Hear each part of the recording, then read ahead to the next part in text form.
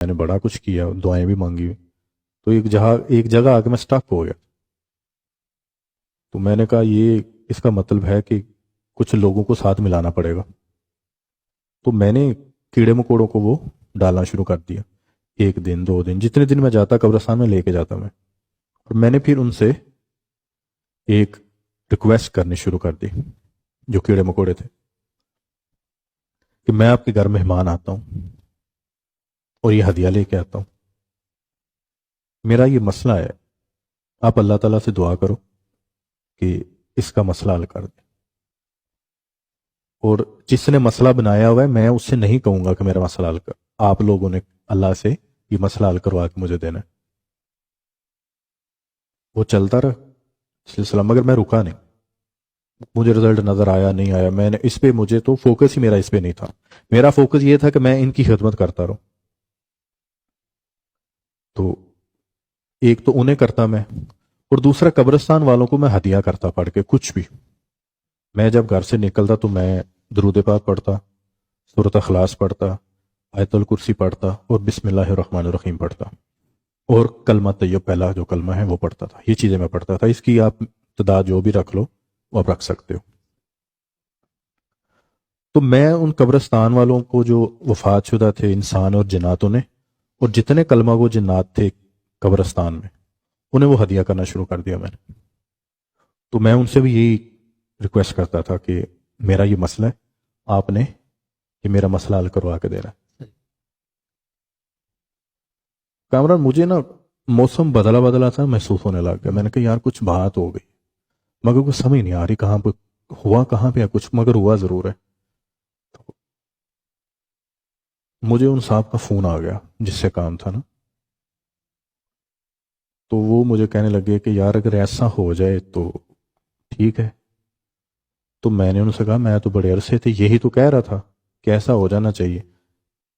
وہ کچھ معاملہ تھا، کچھ ذاتی نوعیت کے سارے معاملات تھے. تو میں خود نہیں کہنا چاہ رہا تھا، کہ میں کہہ رہا تھا کہ یار اگر اللہ کی طرف سے ہو جائے تو اپنے آپ بھی بچ جائے تو معاملہ بھی حل ہو جائے. تو میں نے وہ بڑا یہ کرنا شروع کر دیا، اصالہ ثواب کرنا شروع کر دیا.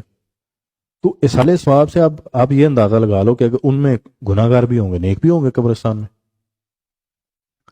تو اب جو بندہ گناہ گار ہوگا، یا کوئی مرد عورت کو گناہ گار ہوگی، اگر وہ سمجھ لو کہ ایک کمرے کے اندر بند ہے، اندھیرا بھی ہے، ہوا بھی نہیں ہے، کھانا پینا بھی نہیں ہے، اب آپ کا ہدیہ اس کے لیے ایک نئی زندگی، ایک نیا نور بن کے ملتا ہو، سبحان اللہ، کیا بات.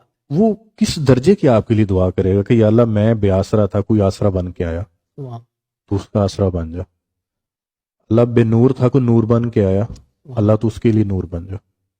میں پیاسا تھا، کوئی پانی دینے آیا، کوئی سیراب کر گیا مجھے، اللہ تو اسے سیراب کر، جو اس کی نسلوں کو سیراب کر. اور جو یہ مانگتا ہے نا آ کے ہم سے دعا کا کہتا ہے تو پورا کر دے اس کو. تو جب میں ایک دفعہ ایسا ہوا جب مجھے پتا چلا نا کہ یار نہیں ہو رہا کام، تو میں نے قبرستان گیا. میں نے کہا اب نہیں آؤں گا میں. مطلب کہ آپ کے ہاں آتا ہوں، میں آپ کے گھر آتا ہوں مہمان بن کے، تو مہمان کے ساتھ یہ کرتے ہیں. آپ یقین کرو دنوں کے اندر کام ہوا. ان کو یہ تو ہاتھے سے اکھڑ رہا ہے. تو پھر میں نے کہا اگر کام ہو گیا نا تو مجھے قبرستان کا نام بھی آتا ہے اور مجھے پتا بھی ہے کہاں پہ ہے. تو میں اگر نہیں بھی آ سکتا تو میں جہاں بیٹھا ہوں گا وہیں کرتا رہوں گا. یہ جو مردے ہیں یہ تو اگر کسی کو کشف القبور ہو کسی کے پاس، انہیں سمجھ آ رہی ہوتی ہے کہ یہ کتنے راز جان چکے ہیں.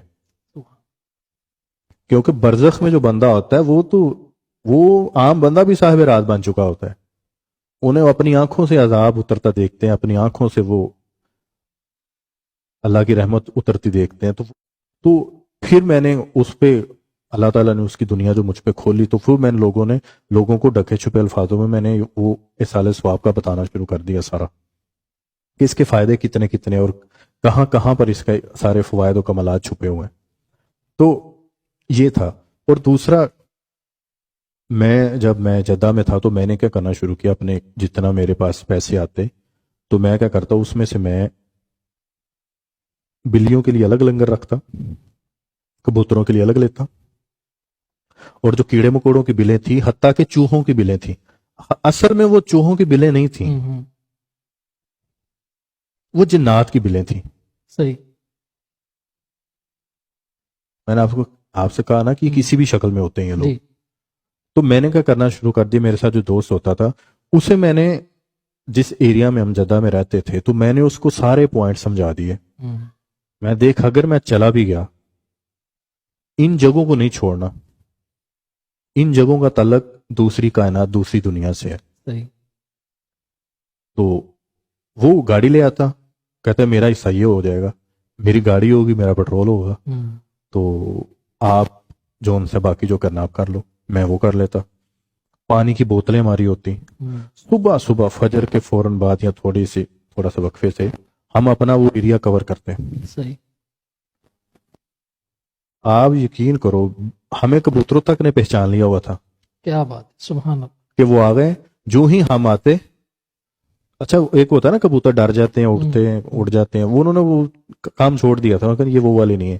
اچھا یہ جو مخلوق ہے یہ سمجھتی ہے صحیح. کہ ان کے اندر شر ہے, ان کے اندر خیر ہے.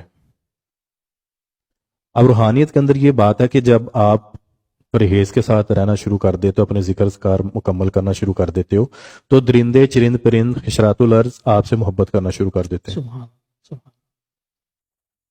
شیر تابع ہو جاتے ہیں, پرندے تابع ہو جاتے ہیں. سبحان. شیر میں اکثر بزرگ جب ہوتے تھے جنگل میں تو شیر اور ہرن ایک جگہ سے پانی پیتے تھے. یہ انہی کی برکت ہوتی تھی, ان بزرگوں کی برکت ہوتی ہے. جس پرہیز سے وہ رہ رہے ہوتے تھے اس کی برکت ہوتی تھی. پرہیز میں اتنی طاقت ہے.